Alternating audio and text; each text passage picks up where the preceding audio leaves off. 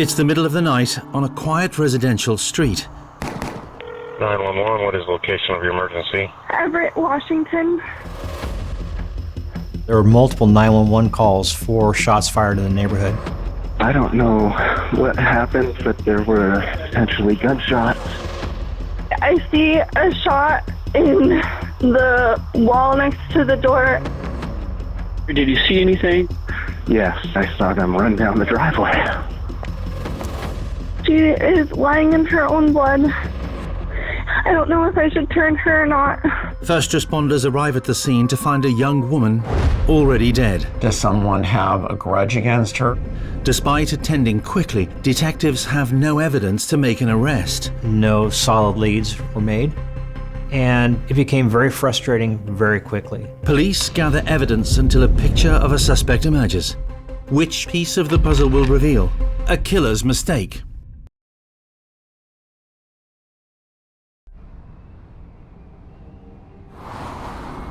You know you have the right to remain silent. Yep. Anything you say can't be used against you in a court of law. You understand that? Yep.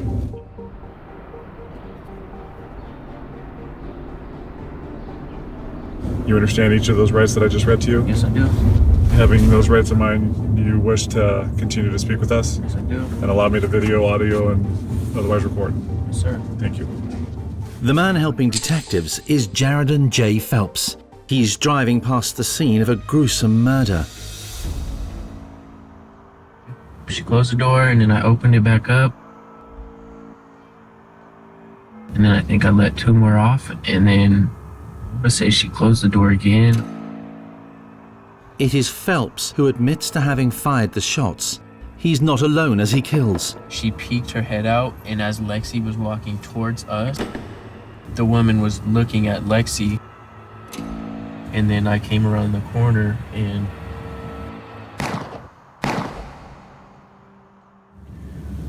it took her maybe, I want to say by the third or fourth shot, I felt like I was shooting the door. She had closed it very quickly, so. And did you close the door or did you just run at that point? I ran. Across town, Lexi, Phelps's co-conspirator, is also helping police. Alexis, D-A-L-E-X-I-S. My middle name too? Yes, please. D-A-N-A-E. Last name H-A-L-E. The woman killed is called Alicia McGuire. Alicia is babysitting Amanda's children as she's away for work.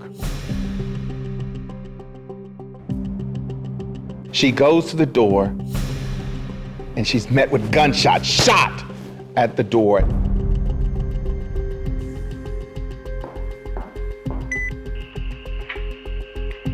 My name is Detective Ted Betts, and I'm a detective in the Major Crimes Unit for the Snohomish County Sheriff's Office. I was assigned to be the lead investigator for the Alicia Canales McGuire homicide. 911, what is your emergency? She is lying in her own blood, and I don't know if I should turn her or not. Their first job is determining who the victim was and why someone might want her dead. The question is, why? Why is this person dead at this scene? She has no enemies? Is it gang related? Was this a robbery, but there's nothing taken from the house? There are no signs to give any indication as to why this horrific crime would take place. Detectives quickly establish that Alicia was staying in the house to look after her sister's 3 children. Their mother, Amanda Canales, is on a business trip to New York when she receives a call. I was in a meeting. I was still in New York, and just in the middle of this meeting, and I saw a call from my dad, and I ignored it. And then he called again, and then he called a third time. I was like, well, that's like, he's really trying to get a hold of me. So I picked up the phone, and as I was kind of walking to the back of the room to take the call, and I can hear in his voice something was wrong right away. The way he said, Amanda. And he said, he killed her.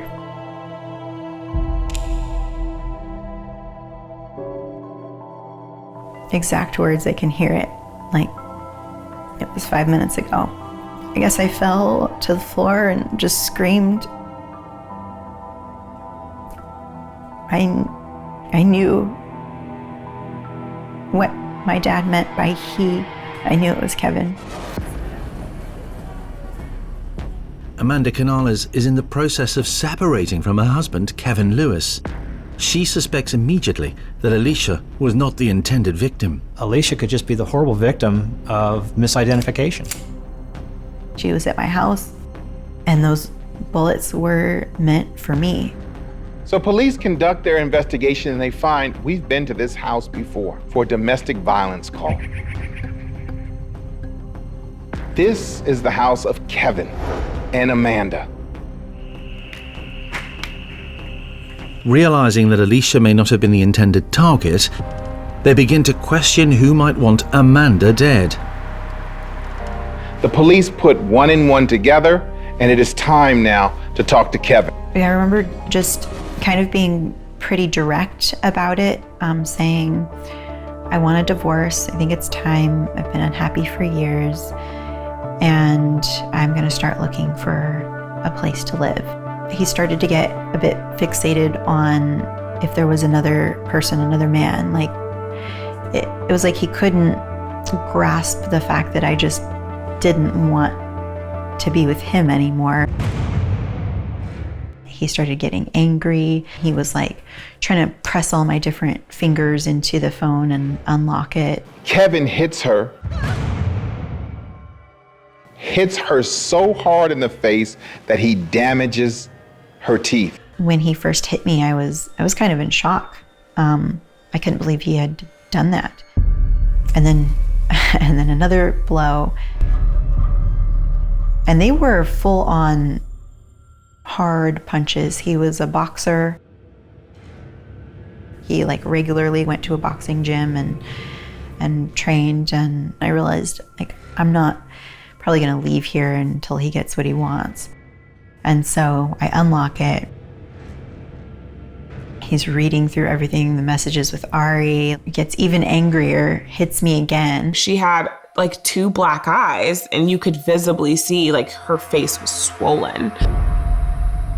My vision was kind of messed up for a while, and a couple of my teeth had been broken. So I had to have those repaired. Bruises on my legs, and yeah, it was just shocking. With her personal life in turmoil, Amanda turns to salsa dancing to help her deal with the stress.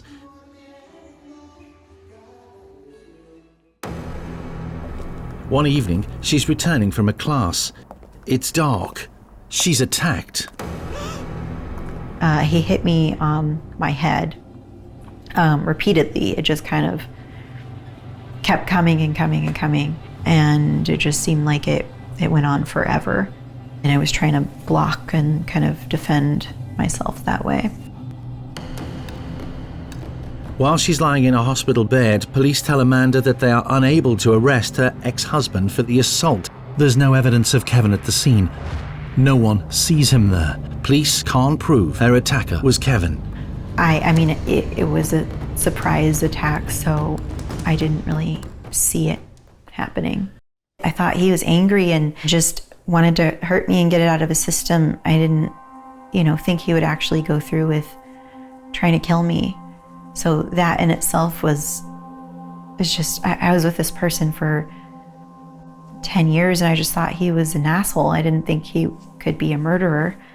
Detective Betts moves quickly to establish his whereabouts. Officers were sent to Kevin Lewis's house to check to see if his car was there and to see if the car was warm or cold, if it had been running that night. Kevin's car had dew on it and did not appear to have been driven recently. Kevin tells police that he's been home alone all night. A neighbor's surveillance camera backs him up. Kevin was home the moment that Alicia was shot, but the footage also proves he is lying about something. Video footage was obtained from Kevin's next door neighbor.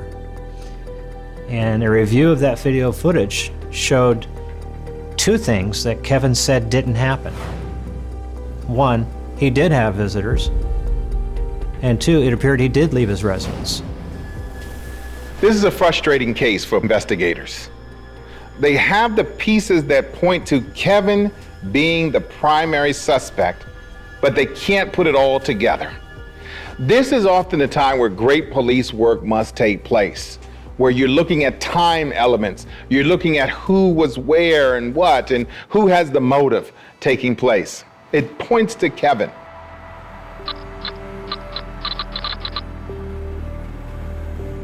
Very frustrated that I had no evidence other than that little bit of evidence around his residence on the morning of the murder that Kevin was remotely involved. I had suspicion, but no probable cause for arrest, and certainly no probable cause to write any search warrants for anything to investigate his private affairs. We had nothing. As the days turn into weeks, then months, the investigation goes cold. Suspicions are not proof of Kevin Lewis's involvement. Meanwhile, he is still at liberty. So now you have Amanda on alert, a sister dead, Kevin still out there. What is happening? Would Amanda Canales be targeted again? I have to watch my back. My family was worried. My dad would sleep in the living room with his gun.